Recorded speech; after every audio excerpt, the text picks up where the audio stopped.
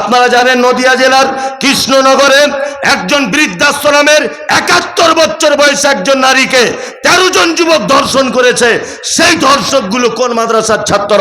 আপনারা জানেন কেদারনাথ মন্দিরে পুজো দিতে গিয়ে ১৩ বছরের নাবালিকা ধর্ষণে আক্রান্ত হয়েছে। সেই ধর্ষণকারীরা কোন মাদ্রাসার ছাত্র?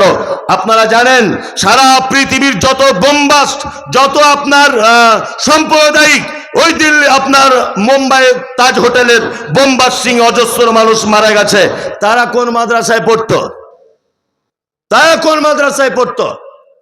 সারা ভারতবর্ষের একটা খুনির পিছনে একটা মাদ্রাসার কোন শিক্ষক এবং ছাত্রের হাত আছে, এটা আপনি প্রমাণ করুন।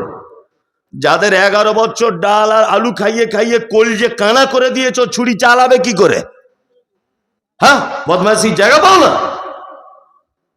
তুমি এটা বলো যে মাদ্রাসা মসজিদের প্রতি আমার চুলকানি আছে, এটা বলো। মিথ্যা কথা বলো কেন? কি বলছি বুঝতে পারছেন না? মিথ্যা কথা বলবে কেন? তুমি বলো আমার চুলকানি আছে মাদ্রাসা মসজিদের উপরে। তার মানে শয়তান এখন সব থেকে বড় শত্রু কোরআন তেলাওয়াতকারীদের। কি বললাম বুঝলেন?